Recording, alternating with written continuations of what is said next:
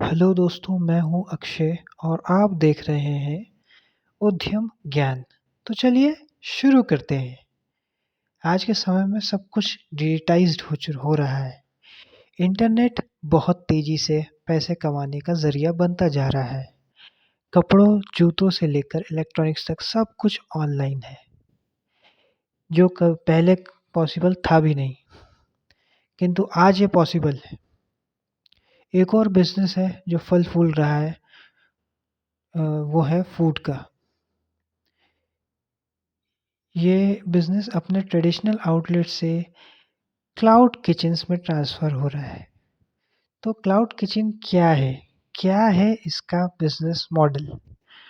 अगर आप फूडी हैं या उद्यमी हैं, बिज़नेस करना चाहते हैं, तो ये केस स्टडी आप ही के लिए है। क्लाउड किचन एक वर्चुअल रेस्टोरेंट है। आप फिज़िकली वहाँ नहीं जाते हैं, खाना ऑनलाइन ऑर्डर करते हो और खाना आपके घर में डिलीवर होता है। आप घर से भी खाना बनाकर भी लोगों को डिलीवर कर सकते हैं। ये इसकी सबसे बड़ी ख़ासियत है। इससे बहुत सारा इन्वेस्टमेंट बचता है, क्योंकि इसमें कोई भी प्रॉपर सेटअप की ज़रूरत नहीं है, इंटीरियर्स की ज़रूरत नहीं है, अ, सर्व करने वाले की ज़रूरत नहीं है, ऑपरेशनल कॉस्ट बचती है। आपको बस कुक को ही पैसे देने होंगे। इसका फ़ायदा है कि बहुत ही ईज़ी ऑर्डर प्रोसेस है, लो ऑपरेशन कॉस्ट है और आसानी से एक्सपेंशन किया जा सकता है। एक सर्वे में ये पता चला है कि 67% owner restaurant owner cloud kitchen खोलना चाहते हैं, अपना एज अ नेक्स्ट आउटलेट। सबसे one of the best example अगर क्लाउड किचन का कोई है तो वह है रेबेल फूड्स। रेबेल फूड्स कई सारी कंपनी वो ओन करता है, जैसे कि Faasos, oven stories. Rebel foods क्या है और कब बना? रेबेल फूड्स 2011 में लॉन्च हुआ था, जयदीप बर्मन और कलोल बैनर्जी, दो दोस्तों के द्वारा। तब क्लाउड किचन के बारे में बहुत ही कम लोग जानते थे, बहुत ही नया-नया कंसेप्ट था। जयदीप बर्मन कुछ नया करना चाहते थे, वो सेम ट्रेडिशनल फूड तरीके से फूड खा-खा के बोर हो गए थे, तो उन्होंने अपने दोस्त कलोल बैनर्जी से साथ मिलकर रैप्स और रोल्स की चेन शुरू करी। ट्रेडिशनल से क्लाउड किचन बिज़नेस मॉडल में जाके उनके बिज़नेस का इकोनॉमिक्स ही बदल गया। इनको रेंट टू सेल रेशियो वो 15% था, वो 15% से गिर के 4% पे आ गया। आज फासोस के 160 से ज़्यादा क्लाउड किचन हैं, 4 अलग-अलग ब्रांड के, जैसे Faasos, Bezos biryani, oven stories जो कि पिज़्ज़ा ब्रांड है, और फिरंगी बेक।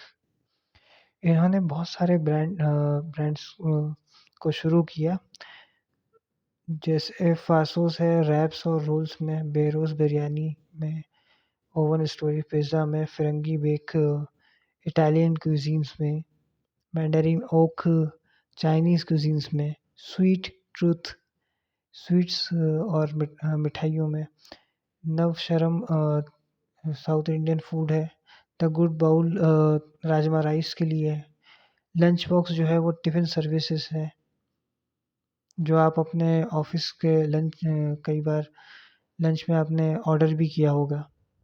रेबेल फूड्स में 4 लोगों की टीम है, including their co-founders and CEO Jaideep Burman.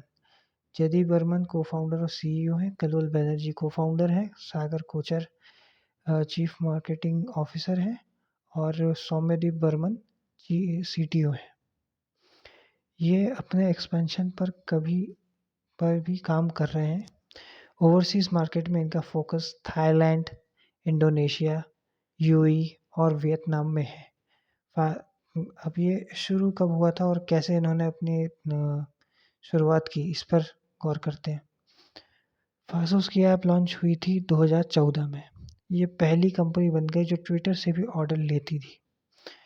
लोग सिर्फ फासोस को टैग करते थे और कुछ भी ऑर्डर कर सकते थे। फासोस 400 से 500 रुपये खर्च करता है कस्टमर एक्विजिशन पर, नए कस्टमर बनाने पे।